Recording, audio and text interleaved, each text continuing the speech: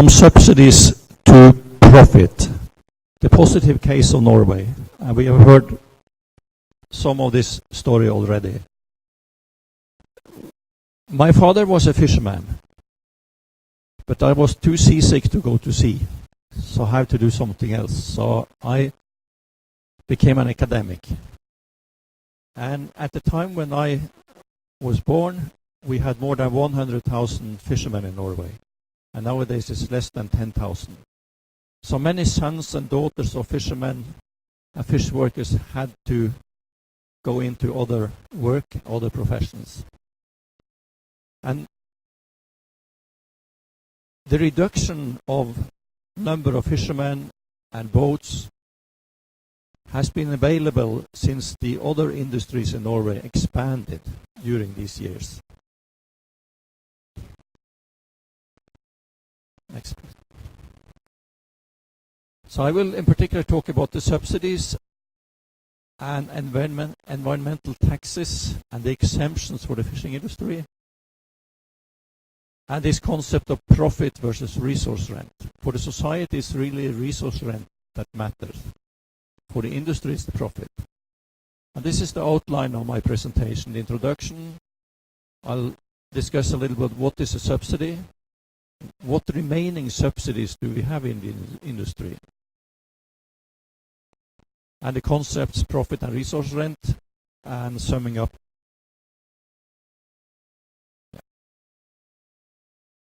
When I was born, the vessel in the front here was one of the type of the vessels being used.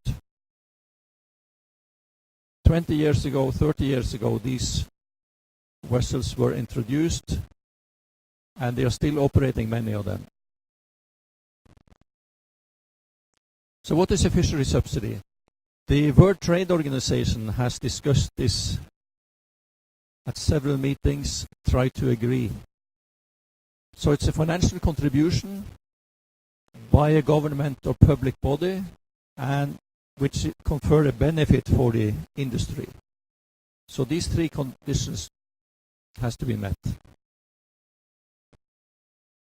Subsidies has also been discussed in other international organizations, including the OECD. It's a think tank for mainly developed, rich industry countries, saying that government transfers are not necessarily bad subsidies.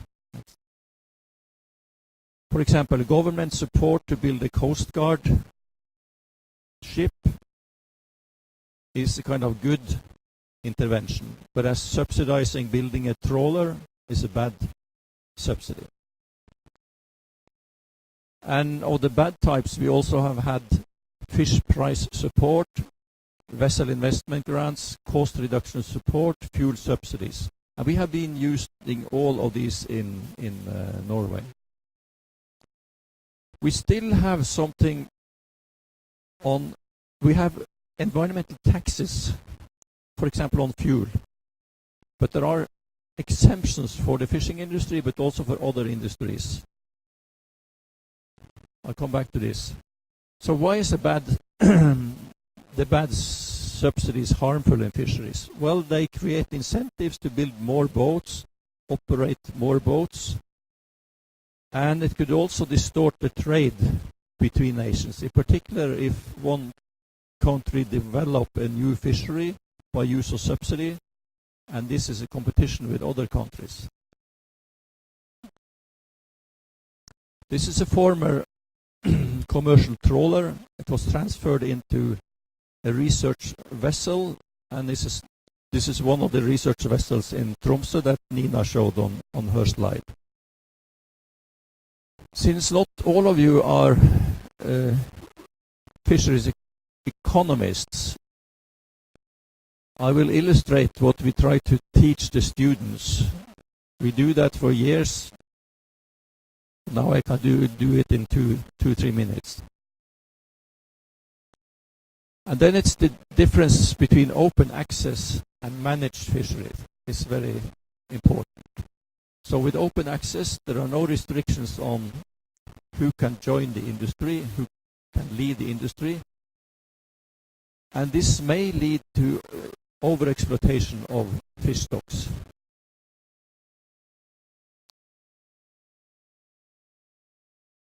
We have mainly two types of management. The first is by use of taxes and fees. So if we are afraid of too many vessels and fishermen coming into a particular fishery, we could use taxes and fees. They will have to pay to come into the fishery for the right to fish the resource. We have not been using this in the marine fisheries in Norway. The other type of management is by use of vessel licenses, landing quotas, overall quotas, and divided into single vessel quotas, as Johan showed. Technical restrictions on vessels, on area where you are allowed to fish, not to fish, seasons you are allowed to fish, not to fish. And these have been used extensively in Norway. What happens when fishing start is that you reduce the stock. You remove some, there will be some left, and they reproduce. But in principle, we reduce the original stock at their original level to a lower stock level. And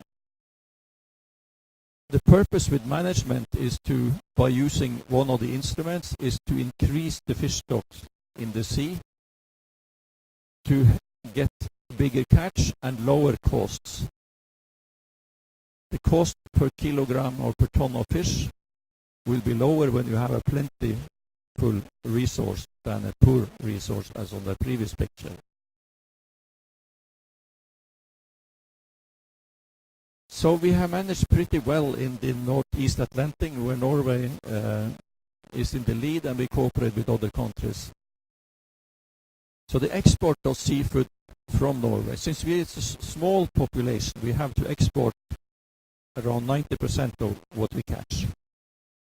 And this picture shows in dark blue bars from 1990 to last year the export of wild fish, caught fish, whereas the lighter blue, that's the aquaculture fish in value. So divide by, if you have 50 billion divided by 2.5, and you get it in Brazilian currency. So the aquaculture industry had 40% of the total export value in 1990, and now it has 70%. The prediction for this year, 2017, is that it will be 2, 3, 4% higher than last year, so still growth. Our economy is a resource-based economy. Fishery, it's about 12% of the export value last year. The light blue is the oil industry, oil and gas, more than 50%. When I started my studies at the university, this was nothing. So during those decades, it has grown to more than 50%. And you know, the oil prices went down in 2014, so if we go back to 2013-14, this would have been almost 2/3 of the whole export.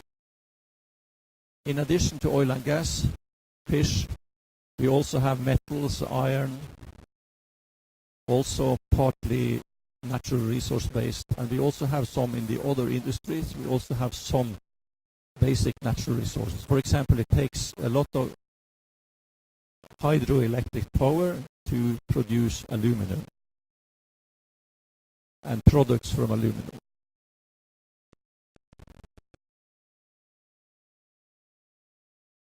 The subsidy story is this. We have the bars from 1964 up to now. We could have prolonged this to 2016. It would still be the same low level. So these are the red one in nominal values. The blue is in 2012 values. So we see the huge peak here in the early 1980s. And at that time, the fishing industry got 2/3 of the revenue from the markets and 1/3 from the government, which means taxpayers in general. We didn't have the oil industry. Or we had the oil industry, but not that much.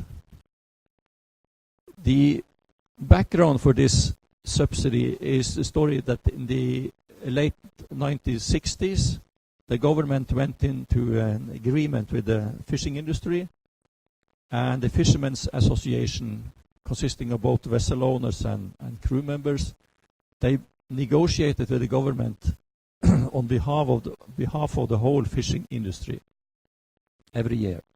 So they could ask the government for support, saying the revenue in the market is this much, the cost of the industry is a little, now it has crept up, it's a little bit higher, so the difference is the need for subsidies. And this went on up and up and up. And then they noticed both in the policy area and also in the industry the need to reduce the subsidies. And from early 1980s, subsidies went down. And around 1990s here, well, it had increased again. Then we got some international agreement, and we were not allowed to subsidize fish price paid to the fishermen anymore. So that helped reducing in the 1990s these international trade agreements we got. So this is a picture Johan also showed. So when I was born, we had more than 100,000 fishermen. Now we have less than 10,000. And you can also see that there has been huge fluctuations in harvests over these years. And there are some particular breakdowns of stocks. We had at the end of the 1960s, the herring fishery broke down. The stock collapsed almost totally. We had at the end of 1980s a breakdown of the major cod stock. But all in all, it has gone pretty well with the quantity harvested. And this, in the long run, the quantity harvested also reflect the development in the fish stocks. And we have the huge increase in catch per fisherman, as Johan showed. When it comes to profitability, I have some critical remarks to the situation. So the green one, that's the fleet revenue in billion Norwegian kroner to the right. And the blue one is the profit margin measured by the operating margin. So that's the gross profit in percentage of revenues. So it looks pretty good, but there are some other sides of this that we'll come back to now.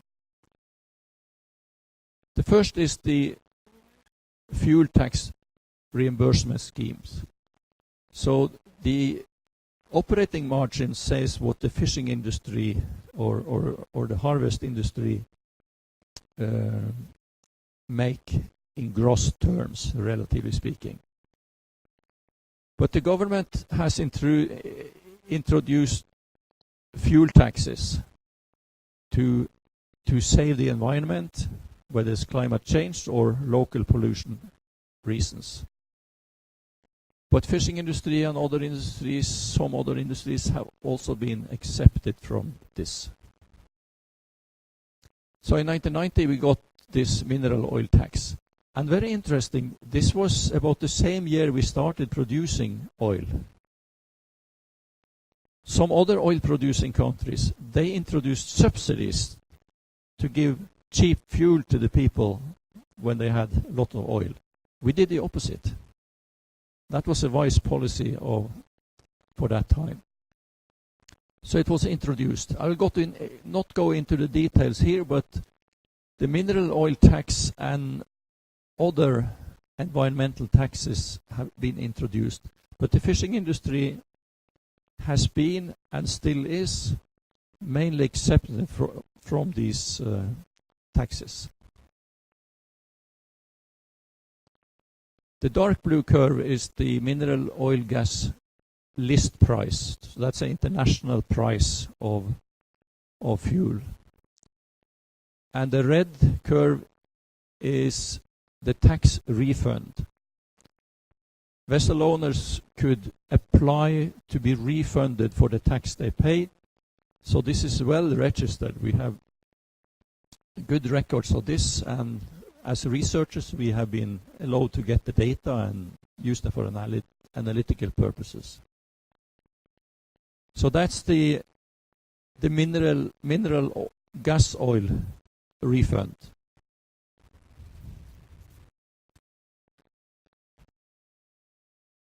The advantage for the fishing vessels of having lower fuel price than what, say, other industries pay or should pay if they paid all the taxes. This advantage is differ between vessel type and gear type. To the left we have coastal vessels where fuel cost amounts to about 5% of revenue.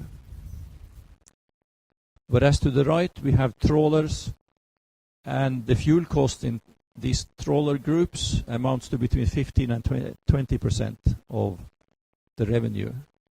So of course, if they don't pay their taxes,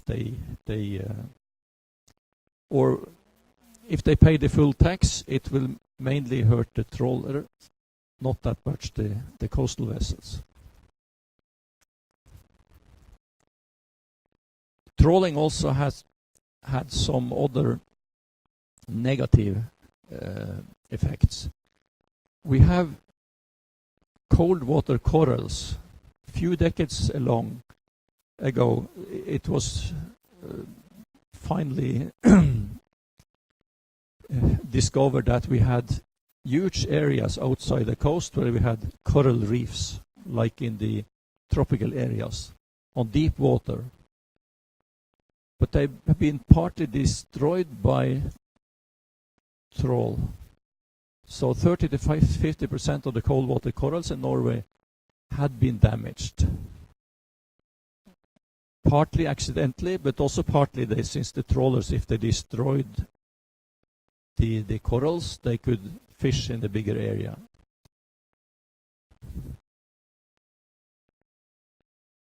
So some places on the coast where there are still coral reefs has been protected, so they're not allowed to fish in some of these areas anymore to protect the corals. The coral also have a positive effect for renewal of the stocks. Small fish, juvenile fish, can hide in between the corals. The quota system could go like this. We have a vessel B and a vessel A, one quota each. Then vessel A buys the quota from vessel B. One more. And vessel B is being scrapped, taken out of the fishing. So after this operation, we have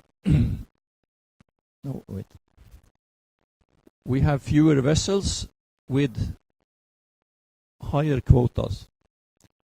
But of course, vessel A didn't get this for free from vessel B. Both vessels in the beginning got the quota for free from the government. They didn't pay anything when the system was introduced. But now it's valuable, so vessel A will have to pay something to vessel B.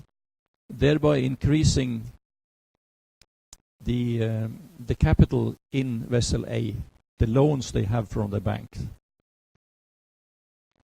Next. So from this curve we have seen before, the operating margin, we have to deduct to get the final results for society.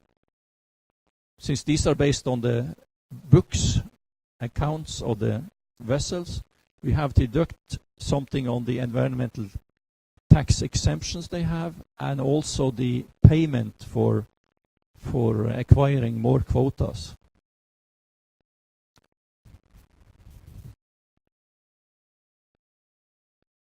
The profit based on the books of the vessels we have on average for 5 years period, we have here in million US dollars.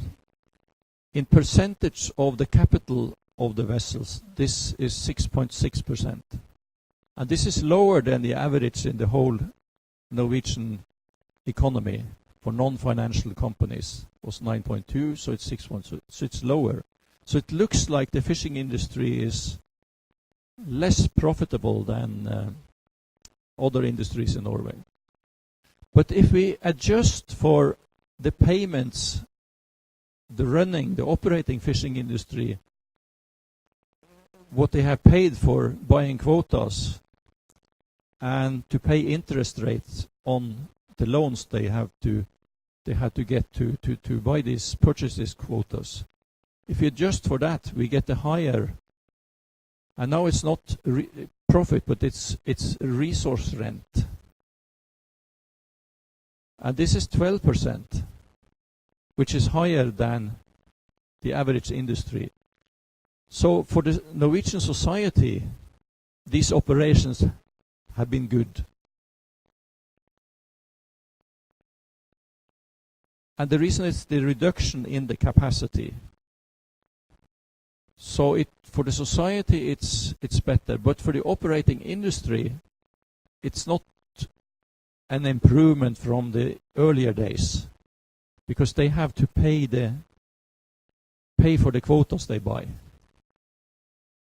So purchase of quota is a cost to the industry, but not a cost for the society in a real cost meaning.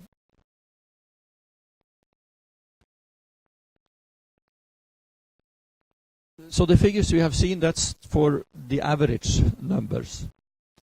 If we have a look at some main groups of vessels and fisheries to see some differences. We have, and now we talk about rent, resource rent. So all in all, for all vessels, we have call it 100%. And the two main groups of fisheries, pelagic fisheries and bottom fisheries. So 69% of the rent is found in the pelagic fisheries and 31% in bottom fisheries. The pelagic fisheries was structured first in a historic context. So the structuring of the fisheries, of the vessel fleet, has been largest for the pelagic fisheries. Among the pelagic fisheries, we had the big purse seiners with 56% of the resource rent. And in the bottom fisheries, we have the trawlers with 22%. So these two groups of purse seine and trawl have been structured the most, and they have the highest rent.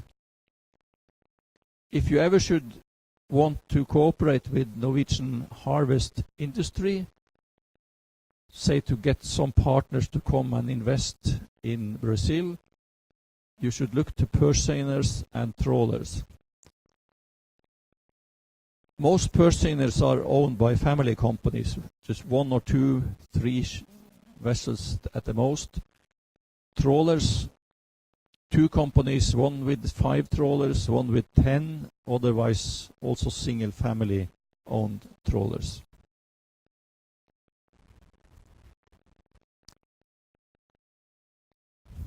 Yeah. So the blue curve is this operating margin we have seen. If we correct for the mineral oil tax reimbursement, that's the red dotted curve. So it comes down.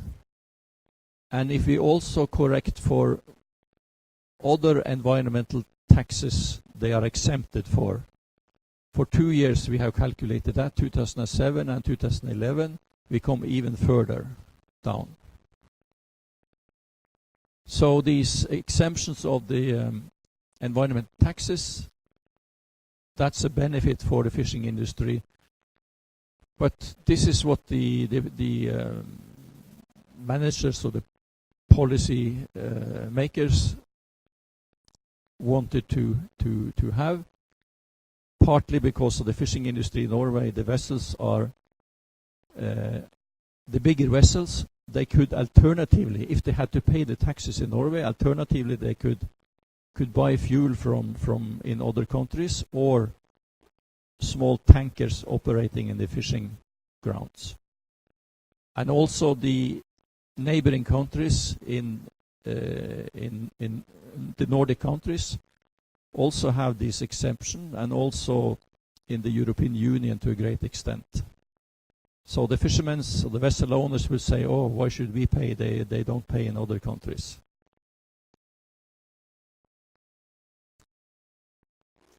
But in principle, the marginal damage from a CO2 emission on climate change, that is the same, independent of the location of the emission source. So in principle, it should have been paid. And it should have been equal across countries and sectors, but we know that's not the case. It varies between countries and within national sectors. I'm sure that also in Brazil, as a car driver, you pay more taxes than if you are a vessel owner and fuel your vessel. Fishing industry, about 3% of the Norwegian CO2 emissions. And also, those who benefit most from this, we've seen that the trawlers get the highest relief from the way the system works. Overall conclusions on this economic side. Total allowable catch may be necessary to save fish stocks. And then it's necessary to have the total allowable catch for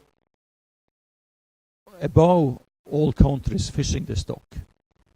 You have to agree on this TAC.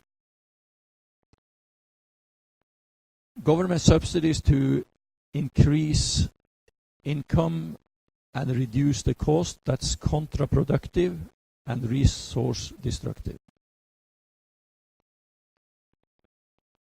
The system with transferable licenses and quotas allow rationalization of fisheries, but we shouldn't expect that much higher profit in the longer run for the fishing fleet by using this system. Alternatively, it could be use resource fees and taxes, but we have not used them in Norway. So it's introducing transferable quotas and transferable licenses is in particular gains for those who receive the rights for free when the system is established. Whereas latecomers will have to buy their fishing rights, and they tend to break even in the longer run. So the resource rent is transferred out of the ongoing industry. But it's good for the society. But don't expect above normal profit for the remaining industry in the future. Thank you very much for listening.